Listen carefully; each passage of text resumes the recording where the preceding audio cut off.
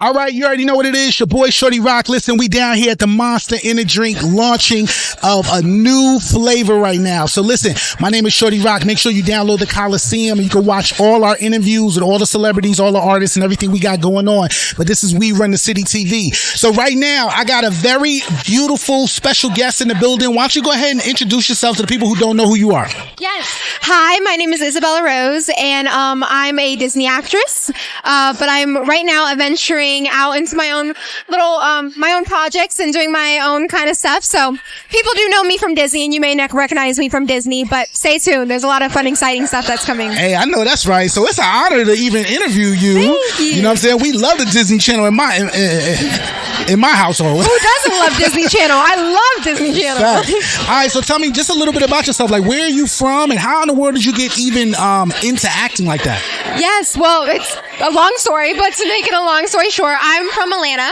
Okay. So I'm from a small town, like maybe 40 minutes away from the city. Okay. But I still consider Atlanta because I'm from Atlanta. What's the name of the town, though?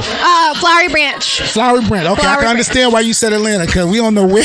Yeah, it's literally little town. Such a small town. Literally, the population was 8,000 people. 8,000 people. So everybody know everybody out there in Flowery Branch. Yes, it's very much the type of place where you go, and when you move into a different town, they greet you with, apple cider, whatever, apple pie, cider and apple pie. Apple pie and hey, that sounds like a very beautiful town, though. Yeah, so it was such a different, so when I became an actor, when I decided to want to become an actress, we moved to LA for 3 years. Oh, wow. And it was so different, just acclimating, because I was probably 12 years old when I moved out there. Yeah. And, people are more tunnel vision out there and straight to the point, which is great. I can imagine. It's definitely, I definitely took a lot of lessons and learned a lot of stuff. Mm-hmm. But I ended up, the first year that I was out there, I ended up booking a project called Amazing Stories, which Steven Spielberg personally picked me. Good Lord. Himself. Yes, I know. So you met Steven Spielberg? I did not get to meet him personally, but he was on the set while we were filming. But I was in my trailer at the time. Oh, okay.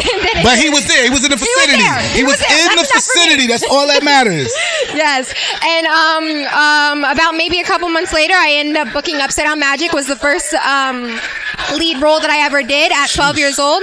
And then I recently had another project with Disney called The Curious Case of Dolphin Bay, which I got to not only play the lead, but I got to shadow produce as well. Oh, snap. So you got your producer credits in there? Yes. That is awesome. So tell me, like out of all the things that you did, what has been one of the funnest projects you worked on?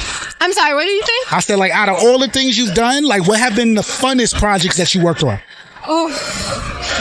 Because I feel like you live in the dream right now. You know what I'm saying? It's so many people that want to be out there and acting, and you started at 12. That's such a dope age, because then you get to grow into it and you get to see all types of things. That's awesome. Yeah, no, thank you. And I've truly been really blessed, especially with the people I've been around and my team, and just the people that are mentoring me, especially at Disney. I mean, a lot of my first projects were with Disney, so that's awesome. They taught me so much, and getting me acclimated to the cameras and all, because I still am so nervous to do interviews and stuff like that. Hey, I can imagine. They taught me they gave me so many notes and tips that I still use now.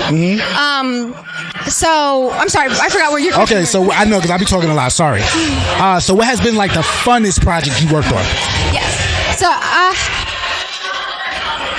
I would definitely say it's hard. That's a hard question, because every project there's something new, and I get to learn something new, and I've been so blessed with each project, playing such a different character each time, so it really gets to show my range. But I think the newest, the Curious Case of Dolphin Bay would probably have to be the most that was the most challenging, just because I was shadow producing and starring in it, so it was very much, and then also the time difference was insane from Georgia. And we only had 3 weeks of filming that project, which is pretty short for a movie. Super short. Yeah. So we had 1 week of post-production. Film a whole movie in 3 weeks. That's crazy. You can. That production depth and the crew and the cast, my hat goes off to them, because they made it possible for us to get that done in 3 weeks. I know that's right. So tell me, what was your role? What was your role in that movie? So I played a character called Quinn, and she's adventurous. She's very she can be a little stubborn, a little hard-headed at times, but Teddy, which is played by this amazing actor called his name is Jaden. Okay. And we're still friends to this day, actually, and he's absolutely incredible. But yeah, I love their connection and the relationship between the two, because you get to really see how Teddy's the one that mediums her out when she gets like, Teddy, that's not possible. And it's a really, really cool connection with both of them. I think it's really real and, what happens in real life. So if you ever have a little time in your day, you should definitely check out The Curious Case of Dolphin Bay. It's streaming on Disney Plus, Hulu, Prime. Oh, so it's already out. Yeah. 3 weeks and it's already out. That's crazy. Yeah. I be thinking movies be taking like 3 years, 4 years sometimes. Well, we filmed that back in last year. Sorry. We filmed that. Yes. Correct me if I'm wrong. I may be. I'm gonna have to correct you. The comments is gonna correct you. Okay. Yeah. No. I'm sorry. The year before last year. Okay. Year before last. Okay. Yes. All right. That's what's up. So tell me, like, what have been some of the greatest challenges that you faced so far? I'm sorry? Like the greatest challenges you faced so far. Just being an actress and all that. I would say. I would say believing in yourself. Believing in yourself is a big one. It's so crazy because when I was 12, I literally convinced my parents to move out to LA and through like a PowerPoint, and they didn't know I could act. It was crazy. Yeah, exactly. The story will come out one day, but they didn't know I could act. They didn't know I could even memorize. They really just trusted a 10-year-old. I think I was like maybe 10 years old at that time. Jesus. That I just said I wanted to be the next Shirley Temple. My parents grew me up on like old Hollywood. Yeah. And so, they wanted me to know the people that walk so us could run. Right, exactly. And so, they grew me up on people like Shirley Temple, Judy Garland, all that. So I was really obsessed with, I had an infatuation with Shirley Temple. I still do. And so I was just like, I had a really thing where I was like, I want to be the next Shirley Temple. So my parents went out there, during spring, summer. Okay. And, the rest is history. But going back to your question, I would definitely just say believe in yourself, because 12-year-old me believed in herself so much that she got her parents to move out to LA.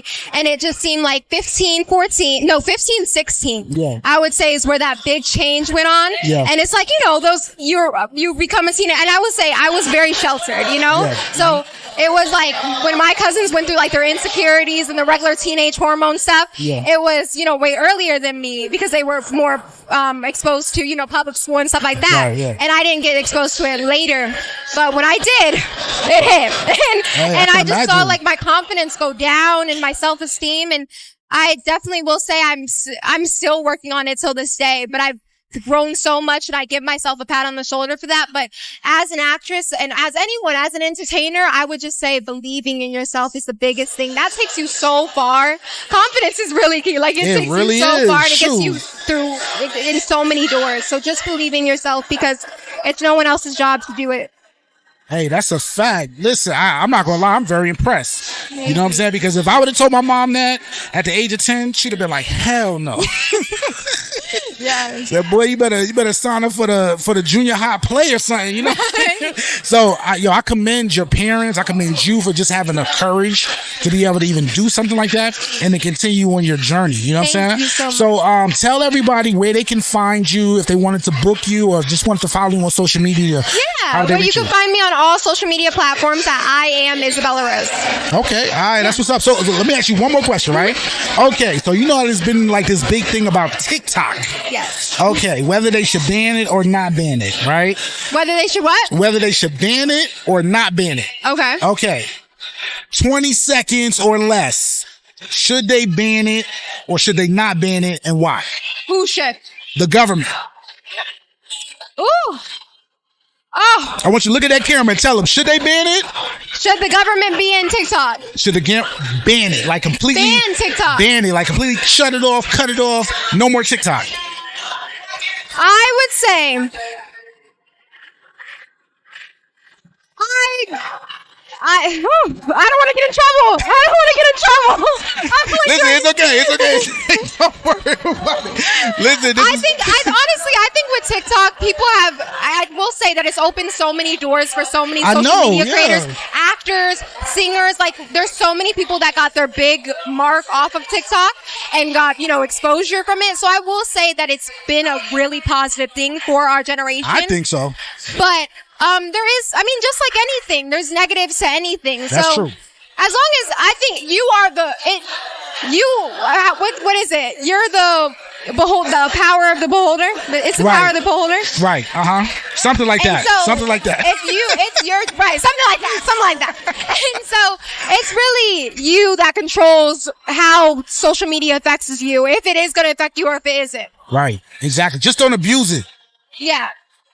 Exactly. I like to keep and know when to get off of it. Right, and know when to get off of it, because TikTok is very addictive, just like any social media. But all right, so listen, make sure you follow her. Make sure you check out her movie and all her other movies and the future movies. And when she is walking down the aisle and gets an Oscar, just remember me. You know what I'm saying? I will. Like, yo, Shorty Rock. Shorty Rock was there. You know what I'm saying? Shorty Rock, I got you. Exactly. So anyway, it's Shorty ROCNYC on all platforms. This is We Run the City TV, and we down here at the Monster event, man. And it's been a monster of a time. All right, we out, man. Peace. Bye. We Run the City Volume 1. This one is called Flexing by King Shorty Rock. I need them to feel it. You already know I'm coming. Yeah. Trying to get this money, gotta make it stack right. Just in case my baby mama don't act right.